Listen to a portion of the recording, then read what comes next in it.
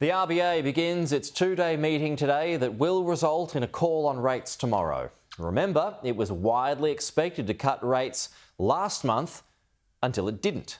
Numbers have only worsened since, so the same people are urging a cut this time, but will the central bank listen?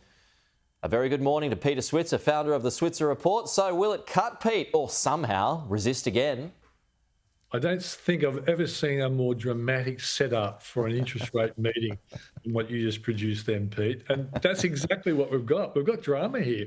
This RBA was expected to cut rates in July. 32 out of 36 economists surveyed were, giving thumbs up to a cut. I'll be very surprised if they don't cut this time. As you pointed out, the economy is slowing. Unemployment is rising, and the labour market is an important indicator for the RBA. But on the flip side, it's just still not a terrible scenario for the economy if you look at in total. But I think if you break it down, I think the mortgage belt really is suffering, Pete, and I'd be very surprised if we don't get a cut. Yeah, and as we know, it's the mortgage belt that's doing most of the heavy lifting. Was it a misstep last month, Pete, by the RBA? Yeah, I think so. As someone who's trained as an economist, I'm only qualified to tell you what they should have done rather than what they will do. That's sort of the area for guest merchants, but we economists are asked to do it. But I think the bottom line is this economy has been slowing down. Economic growth's been slow. And unemployment has started to rise, and there have been revisions to previous employment numbers. I think they're set to cut. But the important statement that will come with this will be, will we see two more? Another one. Yeah. There was three, and there's a bit of sort of revising of that view right now. It's interesting to see what they say. I wonder, and look, we have economists on every day, and the general consensus, like it was last month, that there has to be a cut now.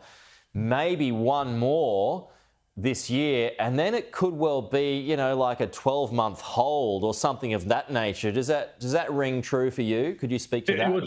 Yeah, look, Pete, it'll purely rest on a couple of things. One is, what happens to economic growth? If economic growth kicks up, they will hesitate to do too many cuts. I think one more is a certainty.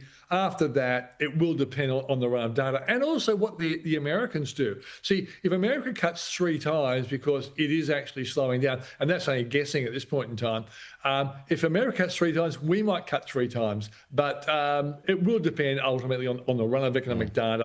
And this week, we'll see some important data. Unemployment comes out on Thursday, the NAB business survey, also the wage price index, an important inflation indicator, that comes out this week. So that run of data here locally is going to be pretty important for the RBA. All right, there you go. Peter Switzer with all the data drops this week, but the key one will be on the RBA tomorrow. Will it cut or will it hold again? Peter Switzer, good to see you. We'll talk to you again next week.